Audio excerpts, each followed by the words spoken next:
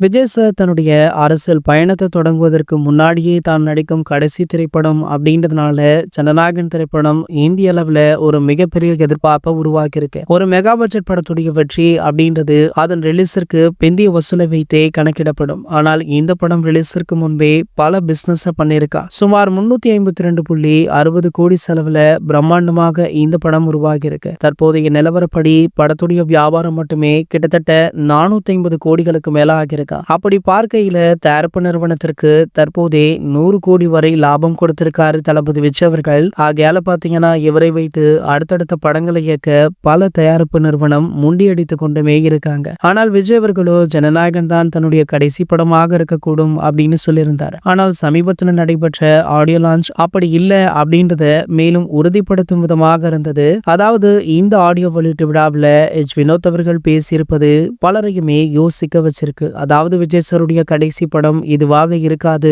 அப்படின்ற மாதிரி அந்த மேடையில அவருடைய ஸ்பீச் ரொம்பவே அழுத்தமாக இருந்தது. ஆகையால விஜய் அவர்கள் 2026 அரசியலுக்கு பின்புமே தொடர்ந்து படங்கள்ல நடிப்பாரா அப்படின்ற கேள்விகள் இருந்த நிலையில சமீபத்துல பத்திரிகையாளர்களை சந்தித்த நம்ம லோகேஷ் கனகராஜிடம் இதே கேள்வி கேட்கப்பட்டது. அதற்கு லோகேஷ் அவர்கள் அப்படி தளபதி விஜய் அவர்கள் 2026 அரசியலுக்கு பின்புமே சினிமா படங்கள்ல நடிக்க முடிவெடுத்தால் கண்டிப்பாக நாங்க இணைந்து ஒர்க் பண்ணுவோம் அப்படின்ற தகவலை வெளியிட்டிருக்காரு. கிட்டத்தட்ட தளபதி விஜய் அவர்களுமே அதே முடிவுல தான் இருக்கார் அப்படின்றத சொல்லாமல் சொல்லிட்டு இருக்காங்க அப்படின்னு பலருமே கமெண்ட் பண்ணிட்டும் இருக்காங்க. இது போன்ற செய்திகளை பற்றி நீங்க உடனே தெரிஞ்சுக்க நம்மளுடைய சேனலை மறக்காம சப்ஸ்கிரைப் பண்ணிக்கோங்க.